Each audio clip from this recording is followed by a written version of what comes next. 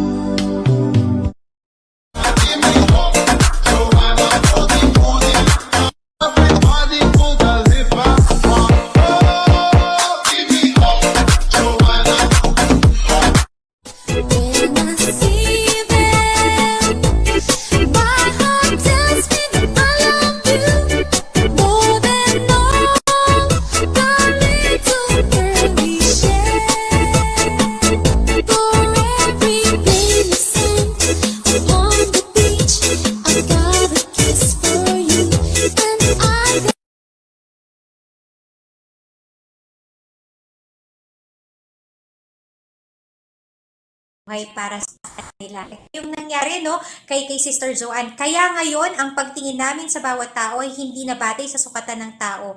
Nung unay ganoon ang aming pagkakakilala kay Kristo, ngunit ngayon ay hindi na. Kaya ito ang pinakamagandang verse, Kaya kung nakipag-isa na kay Kristo ang isang tao, isa na siyang bagong nilalang. Ayan, wala na ang dati niyang pagkatao. Sa halip, ito ay napalitan ng bago at tunay nga, Sister Joanne, ikaw ay binago ng Panginoon.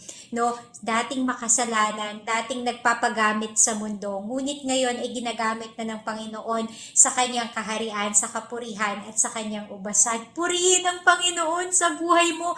Ipagpatuloy mo po. Yes, ipagpatuloy mo ang magandang gawain na simulan mo dito sa TikTok. Guys, sa ating mga 24 na mga kapatid dito sa pananampalataya, let us follow Sister Joanne. Ito, ginagamit niya ang kanyang platform. Dati ginagamit niya sa Makamundo, ginagamit niya na nagtitempt siya ng ibang mga brothers and sisters natin sa pagpapakita ng mga hindi ka nais-nais, na parte na kanyang katawan sa pagsunod sa mga latest trend dito sa TikTok. Pero ngayon, ginagamit niya na ang TikTok niya upang maglingkod at magbigay ng papuri sa Panginoon. Follow natin si Sister Joanne at tayo ay magtulungan, konti lang tayong gumagawa niyan dito sa TikTok. Konting-konti lang tayo. At ako ay nalulugod, nagpapasalamat sa Panginoon dahil ikaw ay nandito sa aming live na i-share mo kung paano kumilos ang Panginoon sa iyong buhay.